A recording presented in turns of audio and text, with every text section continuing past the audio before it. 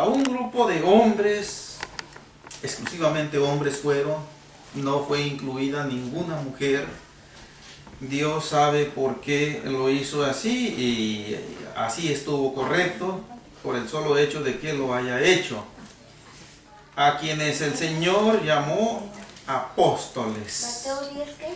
10, versículo 2. Dice así. Yo voy a leer en voz alta y ustedes me siguen con su vista. Mateo 10, 2. Los nombres de los 12 apóstoles son estos. Primero, Simón, llamado Pedro, y Andrés, su hermano, Jacobo, hijo de Zebedeo, y Juan, su hermano. Amén. Hasta ahí nada más. Amén. Dios les pague la reverencia a la palabra de Dios. Vamos a centrar nuestra atención en esta predicación en el apóstol Andrés. Ya vimos a través de una serie de enseñanzas lo concerniente al apóstol Pedro y vimos que fue un hombre que, aparte de figurar con el número 1 aquí en la lista de Mateo, fue un hombre que tuvo altibajos, como todos los tenemos, tuvo sus arrebatos, tuvo sus momentos también de aplomo, de templanza, y que cada una de esas facetas de su vida que se materializaron en su manera de comportamiento, fue un mensaje que Dios quiso que quedara plasmado en su palabra. Fue un mensaje espiritual para nosotros en este tiempo, y en su oportunidad estuvimos viendo algo de ello. Ahora vamos a ver lo concerniente a Andrés, su hermano, dice aquí.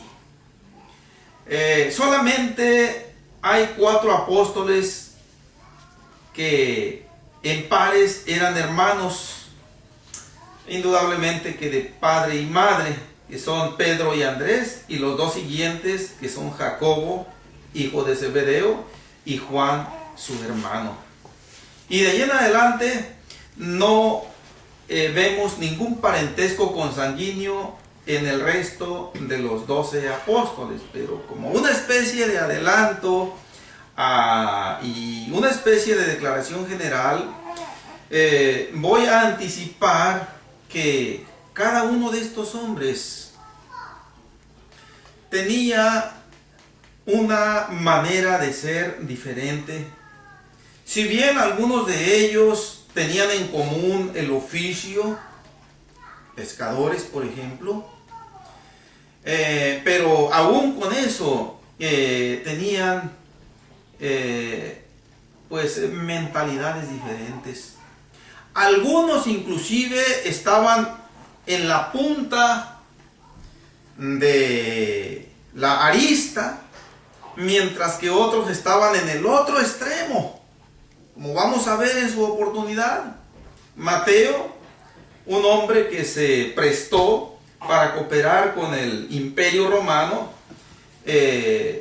tomando el oficio de cobrador de impuestos de su misma raza. Vamos a ver en su oportunidad que también hubo otro apóstol llamado aquí en la lista de Mateo, en el último versículo, que dice que fue Simón el cananista. Por allá Marcos y Lucas a este varón lo llaman no el cananista, lo llaman Simón el celote. El celote o cananista quiere decir justiciero. Y la ideología de Simón el cananista era oponerse hasta la muerte a toda nación que los oprimiera, como en ese tiempo era el Imperio Romano, porque eran naciones con una cultura, con una religión politeísta, pagana, y el hecho de someterse a su yugo equivalía, en la mentalidad de los celotes, a traicionar el pacto con Dios. Y estos hombres estaban siempre latentes para levantarse en armas y matar a cualquiera que se opusiera a ese espíritu de libertad. Entonces, mientras uno se prestaba, el otro se oponía. El Señor lo sabía y aún así los llamó para que formaran un grupo. Gloria a Dios. Bueno, vamos aquí mismo a Mateo capítulo 4. Su llamamiento a Andrés. Andrés el apóstol, hermano de Simón Pedro. Versículo 18 y versículo 19. Andando Jesús junto al mar de Galilea, vio a dos hermanos, Simón, llamado Pedro, y Andrés su hermano, que echaban la red en el mar, porque eran pescadores. Y les dijo: venid en pos de mí, y os haré pescadores de hombres. Amén. Vamos a desligar de aquí ahora al apóstol Pedro y vamos a dejar nada más al apóstol Andrés. Así como al apóstol Pedro, a Andrés también llegó el Señor Jesús y le dijo: venid en pos de mí. O como se menciona allá en el capítulo 9, cuando le llegó el turno a Mateo: sígueme. Son expresiones equivalentes. Venid en pos de mí es una expresión de autoridad, es un imperativo. Y sígueme es también imperativo. En otras palabras, el llamado del Señor no admite negativa, no admite excusas, no admite retrasos. El llamado del Señor tiene que hacerse, pero de ya. ¿Sí? De ya. Alguien quiere decir: bueno, y si yo no entiendo. No, es que el Señor no llama si alguien no entiende. El Señor llama cuando la persona ya tuvo el entendimiento, el conocimiento para poder iniciar el caminar con el Señor. Aparentemente, tanto Pedro como Mateo recibieron el llamado del Señor de una manera improvisada, intempestiva, sin previo conocimiento que antes hubieran tenido los unos para con los otros, pero esto no fue así. Ya había habido comunicación y ya había habido noticias por parte de Pedro y de Andrés del conocimiento del Señor Jesús. Aparentemente Pedro fue el primero, y esto da la impresión porque es el primero en la lista, es el primero que se menciona, pero el apóstol Juan nos dice que el primero en venir al Señor fue Andrés. Vamos allí al Evangelio de San Juan capítulo 1. Es San Juan capítulo 1.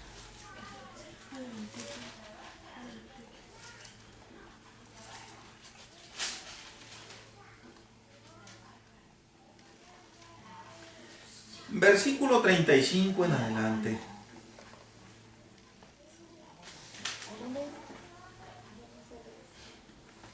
Dice así, San Juan 1:35 en adelante.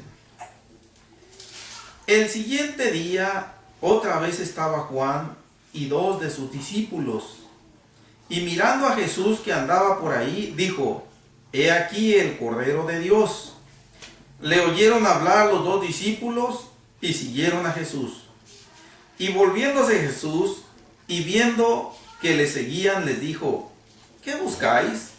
Ellos le dijeron: Rabí, que traducido es maestro, ¿dónde moras? Les dijo: venid y ved. Fueron y vieron dónde moraba y se quedaron con él aquel día, porque era como la hora 10. Andrés, hermano de Simón Pedro, era uno de los dos que habían oído a Juan y habían seguido a Jesús. Este halló primero a su hermano Simón y le dijo: hemos hallado al Mesías, que traducido es el Cristo. Y le trajo a Jesús, y mirándole Jesús dijo: tú eres Simón, hijo de Jonás, tú serás llamado Cefas, que quiere decir Pedro. Aquí vemos nosotros que Andrés fue el primero que vino al Señor Jesús y fue el conducto para que después llegara su hermano Simón Pedro. Es probable que Mateo lo sitúe como primero en la lista que vimos allí en el capítulo 10 del Evangelio de Mateo, tal vez por el protagonismo que ya estuvimos viendo del apóstol Pedro en los diferentes evangelios, en el libro de los Hechos también, y allá en la carta a los Gálatas también, entre otras intervenciones. Fue bastante lo que los escritores bíblicos narraron del apóstol Pedro, y es probable que por esa causa Mateo y también los demás apóstoles, cuando hacen alusión a la lista de apóstoles, señalan primero al apóstol Pedro, pero el apóstol Juan nos está diciendo: fue Andrés el primero. Andrés y Pedro eran discípulos de Juan el Bautista primero. Indudablemente estamos haciendo una especie casi de repetición de lo que vimos, porque el apóstol Pedro tuvo esta vivencia también. Ya estamos viendo aquí en San Juan. Indudablemente que cuando eran discípulos de Juan el Bautista, Juan les enseñó que detrás de él venía uno que era mayor que él, y del cual él no era digno siquiera de desatar las correas de su calzado. Dice que cuando él venga, dice, él los va a bautizar con Espíritu Santo y fuego. Yo solamente bautizo para arrepentimiento, pero cuando él venga, él es el que nos va a salvar de nuestros pecados. Él es el que va a venir a romper la maldición del pecado que pesa sobre la humanidad entera y sobre nuestra cabeza. Y por lo tanto, cuando ustedes lo conozcan, pueden decirme adiós a mí. No me voy a sentir en lo absoluto, y síganlo a él. Yo solamente estoy siendo una especie de objeto preparatorio que Dios está usando para prevenirle a Israel que el que viene es al que deben recibir. Y ahí vimos que primeramente Andrés vino al Señor, y después trajo al apóstol Pedro, y ya vimos que el Señor le puso el sobrenombre de Pedro, o sea, Cefas, que quiere decir Pedro, pero su nombre original es o fue Simón. Gloria a Dios. Entonces, mis hermanos, son detalles que quise que viéramos para que entendiéramos que Mateo, cuando haces la mención acá en el capítulo 4 de Mateo, donde leímos del llamamiento de Andrés junto con su hermano Pedro, Mateo omite detalles, muchos detalles omite que los otros evangelistas no omiten. Mateo aquí simple y sencillamente nos presenta lo que realmente ocurrió sin sujetarse a un orden cronológico, sino que lo hace con fines previamente bien definidos para darnos un mensaje teológico, un mensaje espiritual. Gloria a Dios. Por lo tanto, Andrés, hermano de Pedro, también recibió esa visita única, especial y crucial del Señor Jesús y le dijo: venid en pos de mí. Cuando nosotros recibimos ese llamado de Dios, no lo recibimos demasiado temprano. Voy a repetir esto otra vez. Y tampoco lo recibimos demasiado tarde. Lo recibimos en el momento oportuno de nuestra vida. El Señor nos hace el llamamiento precisamente cuando nosotros tenemos todos los elementos para seguirle, para aceptarle, para obedecerle. Pero ¿qué cosas? Puedo decir, esto también es algo antagónico, opuesto. Cuando el Señor Jesús nos hace el llamamiento, digo, no lo hace ni temprano ni tarde, lo hace en el momento apropiado. Pero además de que nosotros tenemos todos los elementos que necesitamos para seguirle y obedecerle, también tenemos todos los elementos necesarios para no seguirle, para rechazarle.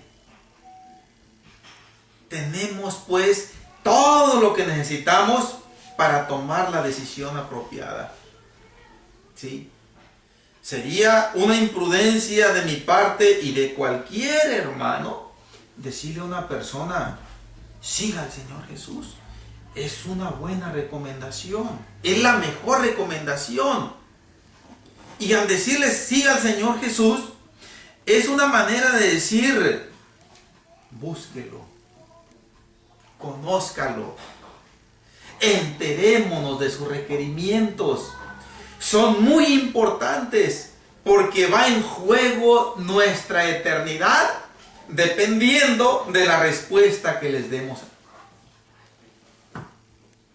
Y vemos que Andrés tomó la decisión correcta. Verso 20. Ellos entonces, dejando al instante las redes, le siguieron. No sabemos exactamente cuántos años Pedro y Andrés tenían en el oficio de pescadores. Es probable que desde jóvenes, quizá desde niños inclusive, porque en ese tiempo regularmente el oficio de los padres se pasaba a los hijos. Esto era lo regular.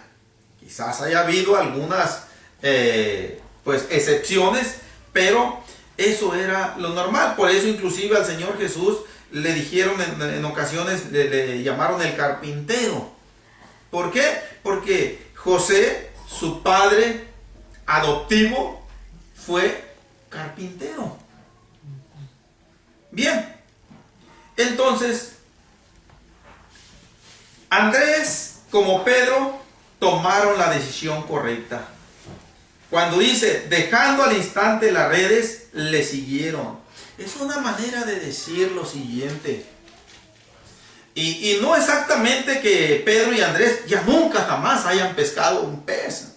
Ya nunca jamás se hayan adentrado en el mar o en algún lago a pescar. Es muy probable que en alguna ocasión lo hayan hecho.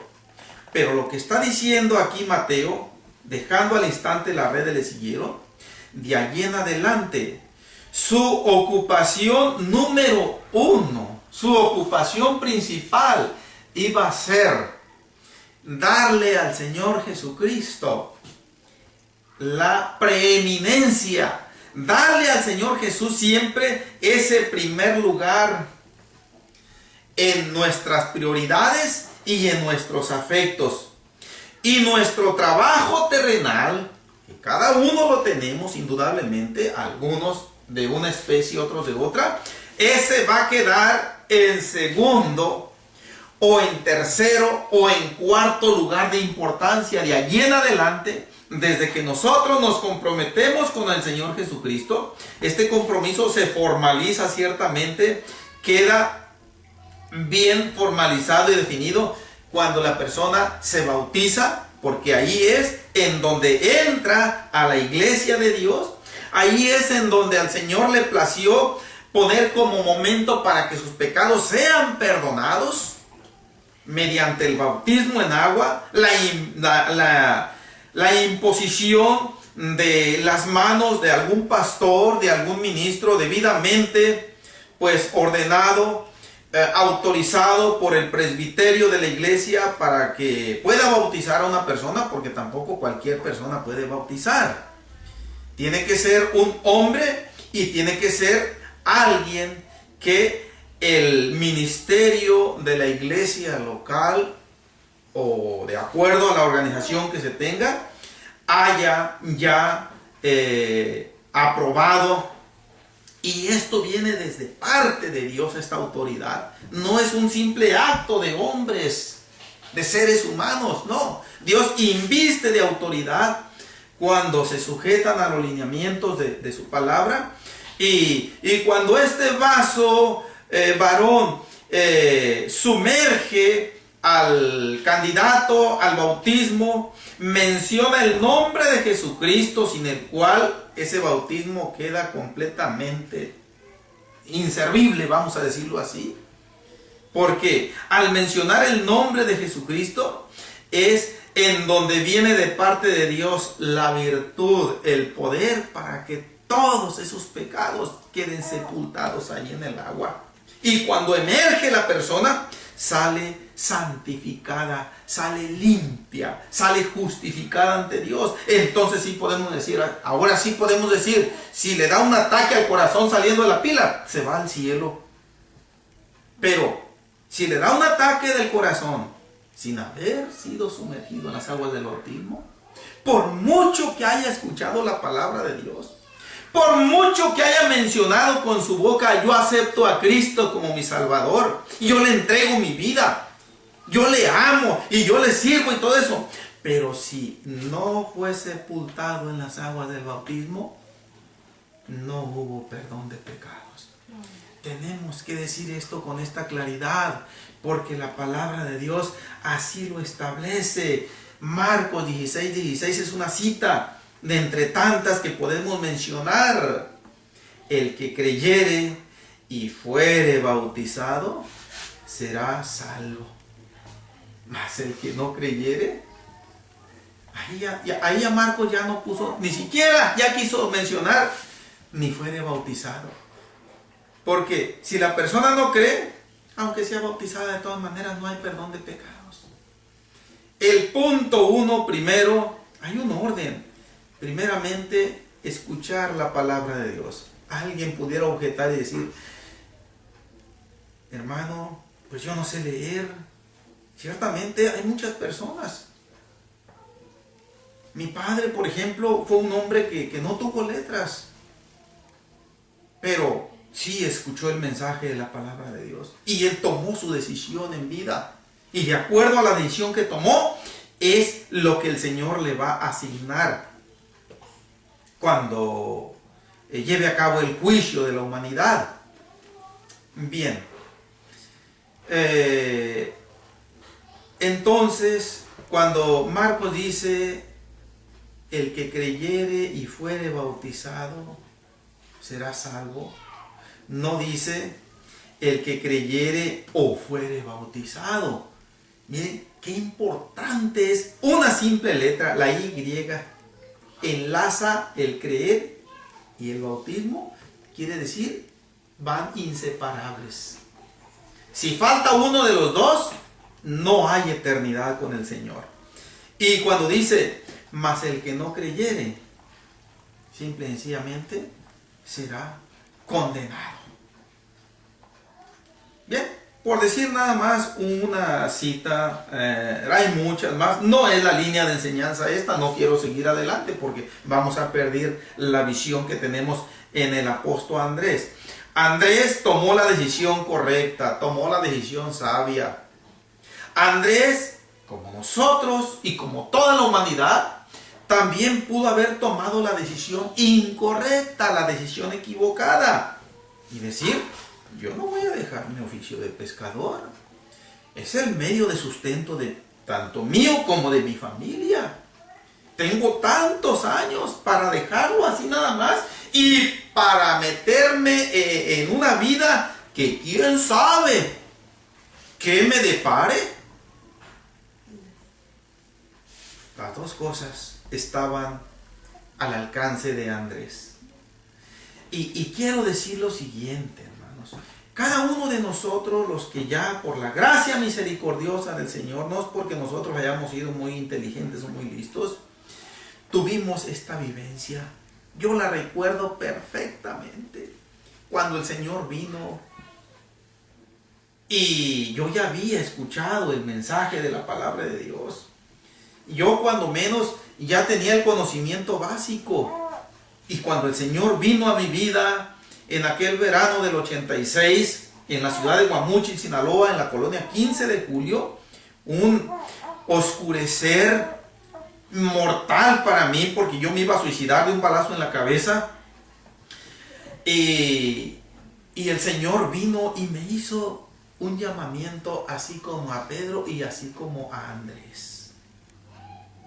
Sígueme. Yo ya sabía lo que era vivir en la vida de pecado. Yo ya sabía las horrendas consecuencias que me había traído esa vida. Yo ya sabía, al menos en teoría, si no en la práctica, lo bonito que es el mensaje de la palabra de Dios y la vida que se avisora cuando uno le pone interés al mensaje de la palabra de Dios. Entonces, cuando el Señor me hizo el llamamiento claro, no me dijo ni venid en pos de mí, como Andrés. Tampoco me dijo sígueme, como a Mateo en el capítulo 9. Simple y sencillamente, yo recuerdo que el Señor me dijo aquellas palabras que van a quedar en mi mente grabadas hasta que me muera. Dice: así como cambié a tu compadre Agustín Díaz, así te puedo cambiar a ti también.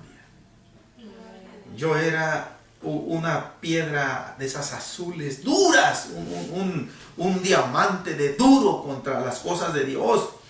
Yo prácticamente había corrido a la esposa de ese Agustín Díaz, que había ido en ocasiones a querernos hablar de la palabra de Dios, y cuando supe, la vi con su Biblia que la escondía debajo del brazo, pero si yo le alcanzaba a ver a veces.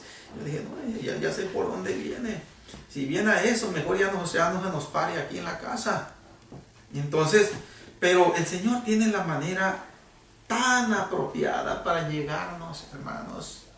No hay una persona tan perversa, tan dura de corazón, tan mala, o hablando humanamente, que no tenga una parte en su ser sensible para aceptar a Dios. Y no hay una persona también en lo opuesto. No hay una persona que desde el punto de vista terrenal, cívico, ético, moral, sea tan buena gente, sea tan bien portada, que se pueda ir al cielo sin Cristo.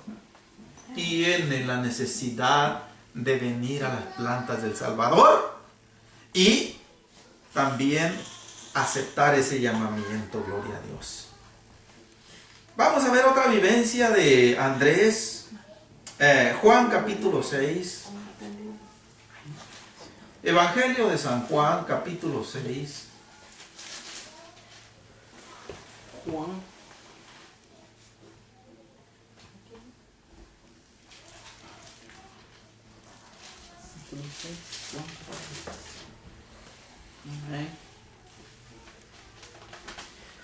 Vamos a ver aquí a Andrés junto con otro apóstol que ya en su oportunidad miraremos su perfil bíblico, llamado Felipe.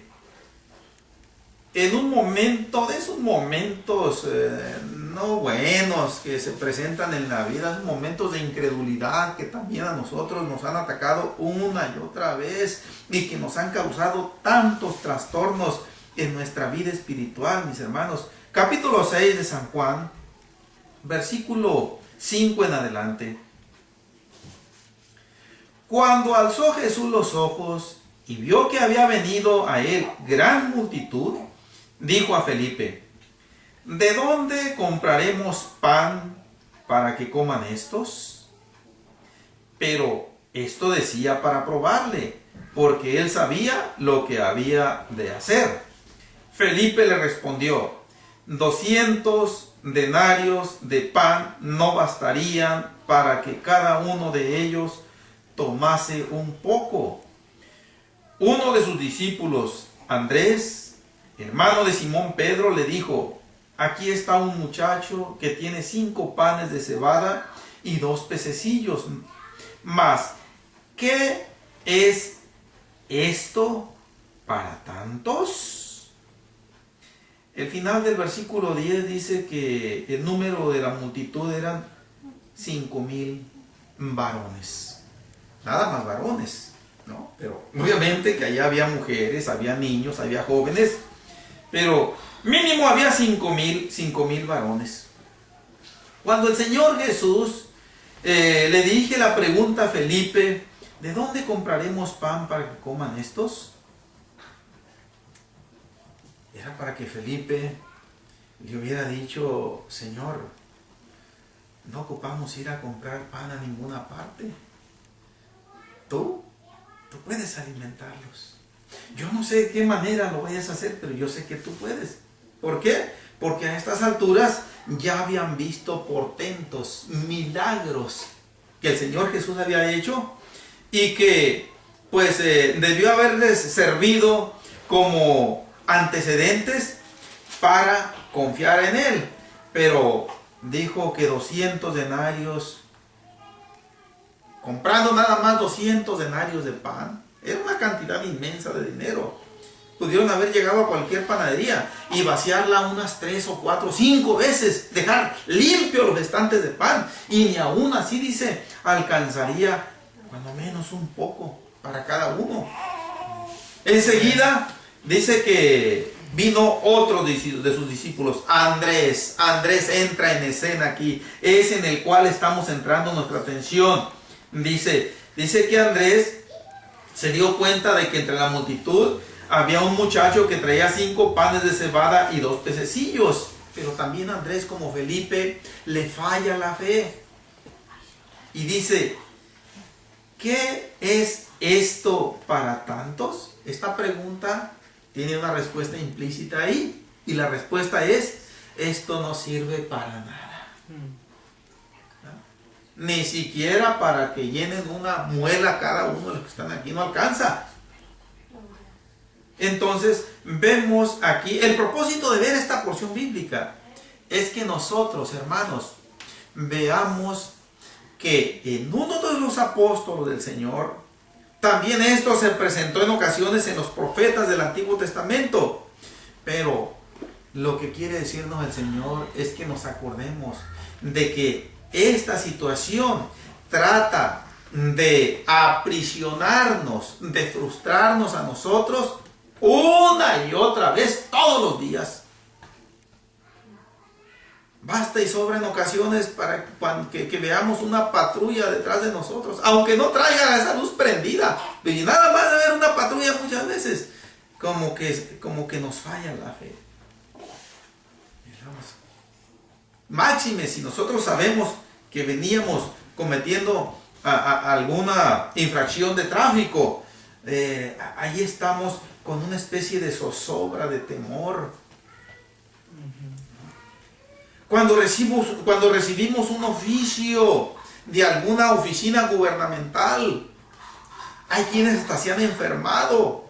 Yo no voy a decir hay quienes hasta se han muerto, porque no me consta, no he sabido hasta ahorita que alguien le haya dado un paro cardíaco cuando recibe un papel de la oficina de impuestos del IRS diciéndole: usted debe tantos miles de dólares que nos ha defraudado aquí, y tiene que pagarnos con recargos y todo, suman $40,000, por ejemplo.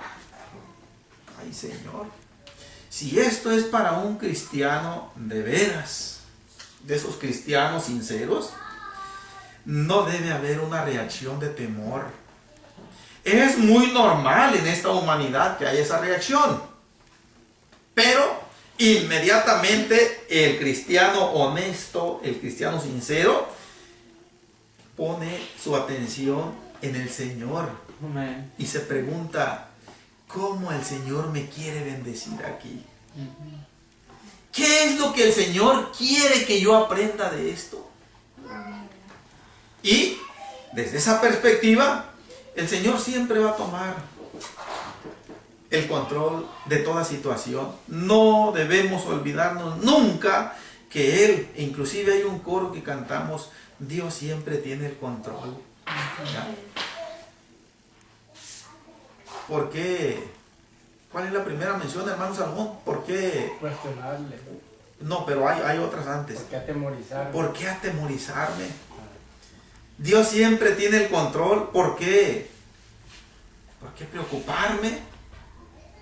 ¿Por qué? ¿Por qué cuestionarle? Sabemos que vamos a partir de esta vida tarde que temprano. Y sabemos nosotros que la muerte no es racista, que la muerte visita de todas las edades y de todas las posiciones sociales, ¿no? Y es lamentable, mis hermanos, cuando se nos va un ser querido, desde los más cercanitos, como son nuestros hijos, como es nuestra esposa, hasta los más retirados, como un primo, como un tío, etc. Es triste que en la mentalidad de un cristiano se albergue un reproche en contra de Dios, como si Dios fuera el culpable de eso. No, tenemos que darle gracias a Dios por todo, aún por la partida de un ser querido, ¿sí? Mejor es el día de la muerte que el día del nacimiento, dice Eclesiastés. Aleluya. Gloria a Dios.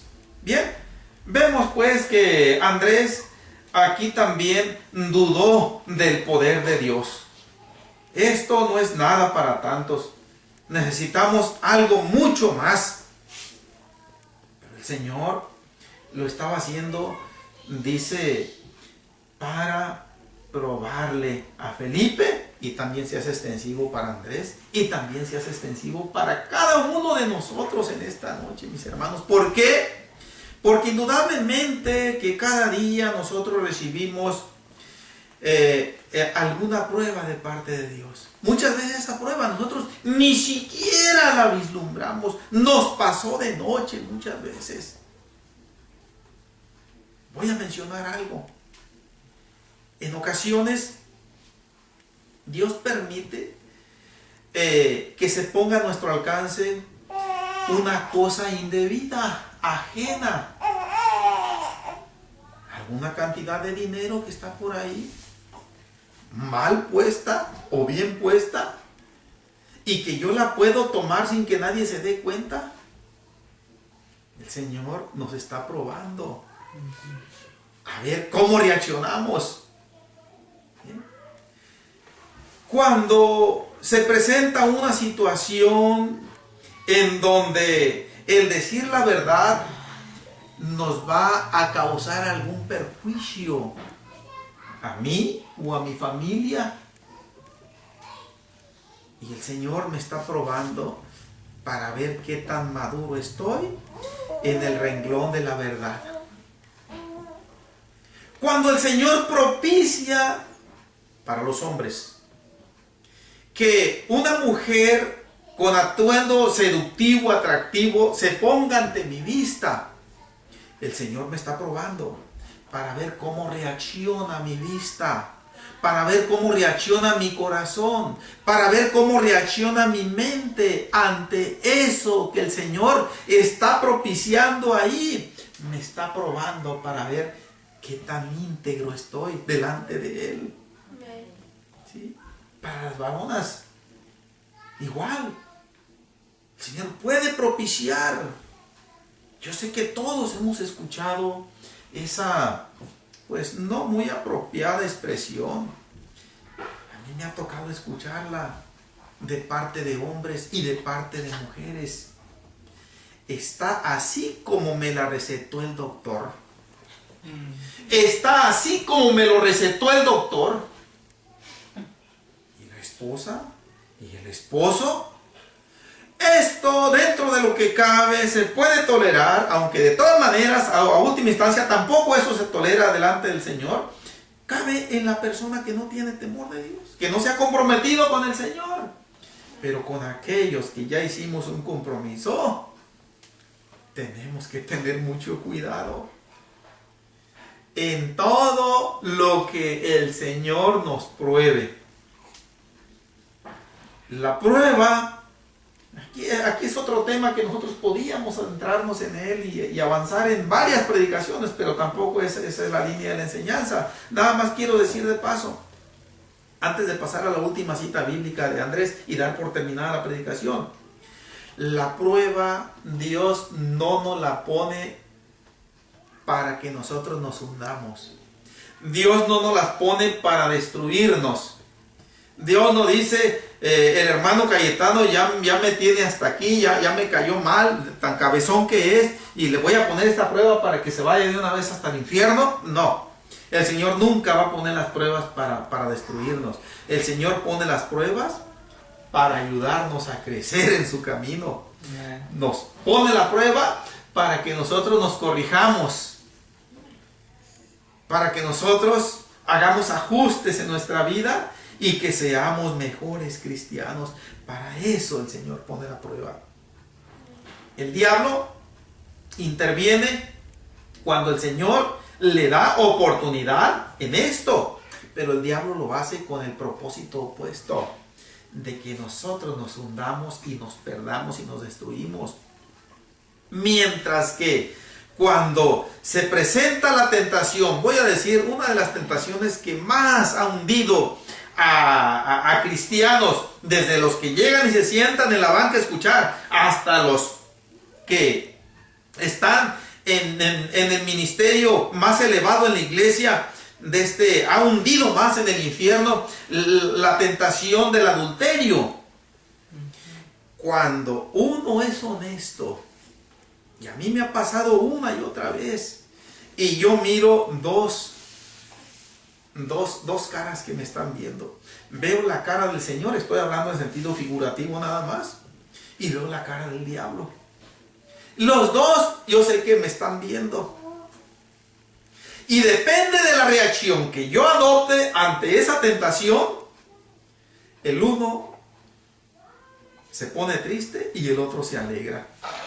Si yo lo resistí, si yo vencí la tentación, el Señor se alegra. El diablo se retira con su cabeza agachada y se va. Pero no por eso se da por derrotado. Él la va a volver a intentar una y otra vez. ¿Sí? Entonces, hermanos, creo que tomando esta figura que estoy mencionando nos va a ayudar mucho a nosotros.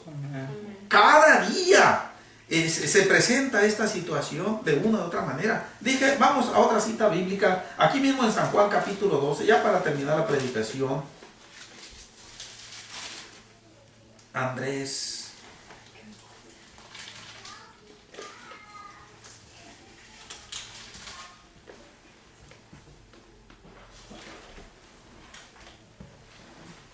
Versículo 20 en adelante. San Juan 12, 20 en adelante.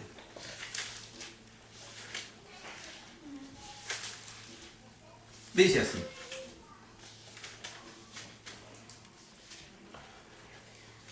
Había ciertos griegos entre los que habían subido a adorar en la fiesta.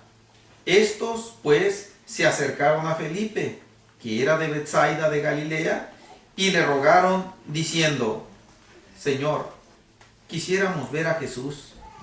Felipe fue y se lo dijo a Andrés.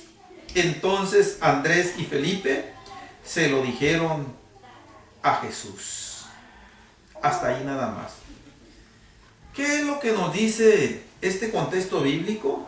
Bueno, a mi apreciación, una de las cosas que nos está diciendo es que dentro de los apóstoles, y esto fue una realidad, hubo algunos que estuvieron formando un círculo más cercano al Señor. Hubo algunos que reconocieron que eran de los de más confianza con el Señor. Hay algunos pasajes bíblicos, principalmente al final de los evangelios, en donde nos dice que cuando el Señor Jesús fue a Getsemaní a orar, en aquella última oración que nos relata la palabra de Dios que hizo, en donde nos incluyó a nosotros, en donde pidió por nosotros, aun cuando todavía faltaban aproximadamente como casi 2000 años para que nosotros viniéramos a este mundo. De todas maneras, el Señor pidió misericordia por nosotros allí en esa oración. Pero allí nos dicen los evangelistas que tomó a Pedro, a Andrés y a los dos hijos de Zebedeo y se los llevó con él para que le acompañaran.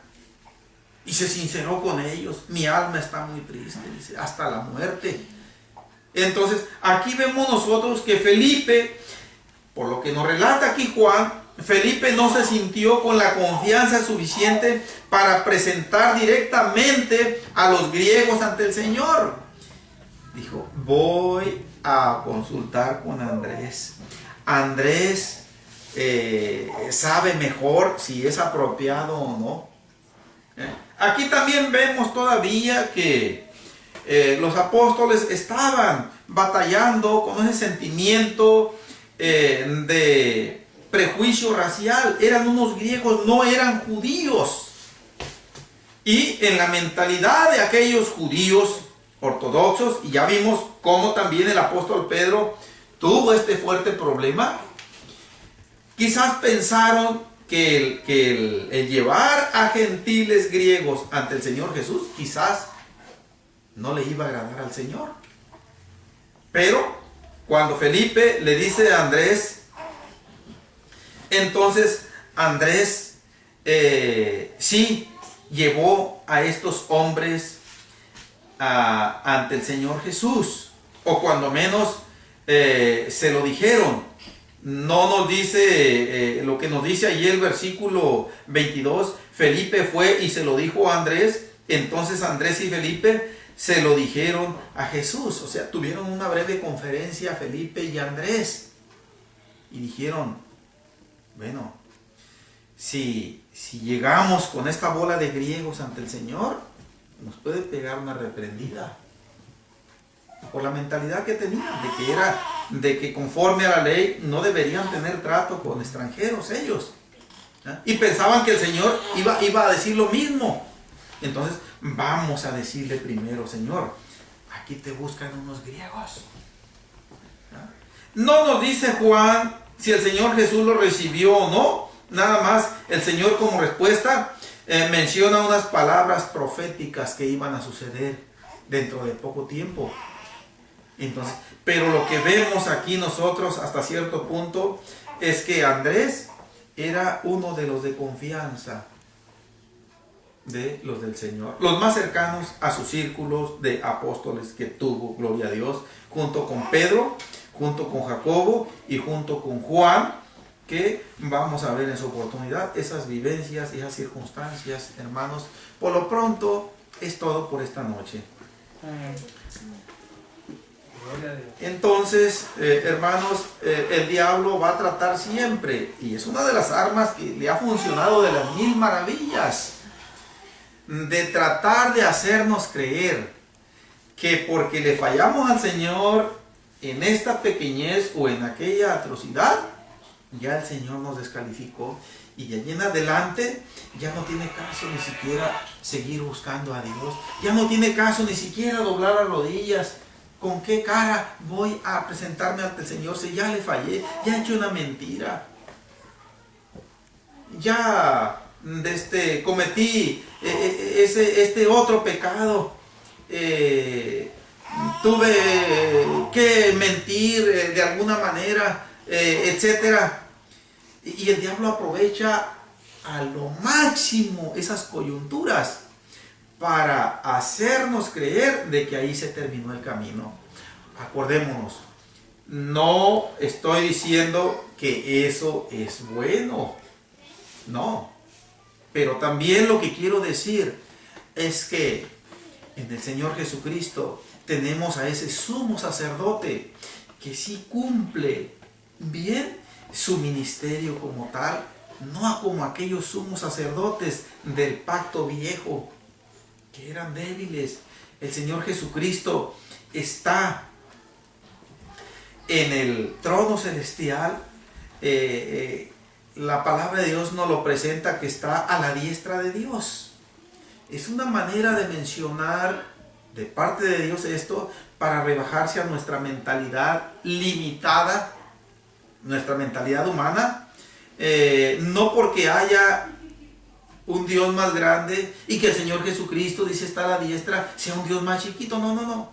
Solamente es una figura. El Señor Jesucristo es el mismo Dios todopoderoso. Pero a Él le place poner esta gráfica para que nosotros tengamos confianza de que nuestros pecados son borrados si nos arrepentimos a tiempo y si nos arrepentimos de corazón, y esto lo demostramos con nuestra manera de vivir. O sea, no hacer un estilo de vida del pecado. Y el Señor, que ve el sentir del corazón, mira que nos aborrecemos, que nos odiamos, que nos sentimos miserables cuando le fallamos y le lloramos ante el Señor. Y Él, en ese ministerio de sumo sacerdote, que según el orden de Melquisedec que nos dice el escritor de Hebreos, él vamos a decirlo así, aunque sabemos que Él es el mismo Dios, pero Él dice ante el trono de Dios: ese pecado, perdónalo, porque yo lo pagué por Él en la cruz. Y el Señor nos limpia del pecado. Por eso es que presenta así esa figura, como si estuviera intercediendo por causa de nosotros que estamos aquí. Porque miren, yo decía en el principio que cuando somos bautizados correctamente, nuestros pecados son borrados todos. Y cuando salimos de la pila del bautismo, salimos limpios, salimos santificados. No hay ni un pecado en nosotros, ¿no? Pero dentro de unas horas, o al día siguiente, o a la semana siguiente, caímos en transgresión. Entonces, por esos pecados que vienen, como Juan en su tercera carta nos dice, pecados no de muerte, que es otro punto, creo que ya lo vimos en una serie de enseñanzas también, cuál es ese pecado de muerte, y cuáles son los pecados no de muerte, y cuáles son los pecados de muerte. Cuando son pecados no de muerte, el Señor los perdona si nos arrepentimos. Pero si no nos arrepentimos, esos pecados no son borrados. Ahí quedan. Van a pesar más que toda el agua del mar en el día del juicio. Hay oportunidad para arrepentirnos, creo. Hay oportunidad de la restauración en nuestras vidas. El Señor Jesucristo quiere llevarnos al cielo. Vamos pidiéndole perdón y ayuda en este día. Indudablemente, al menos por lo que respecta a mí, yo le fallé al Señor en más de alguna ocasión. Yo tengo necesidad de que me perdone palabras que tal vez no debía yo haber mencionado, cosas que mis manos hicieron y que tal vez no debía haberlas yo hecho. El Señor lo sabe. Pero aquí estamos, hermanos, cualquiera que haya sido, vamos orando. Y así ya terminamos este culto. Bendito Jesús.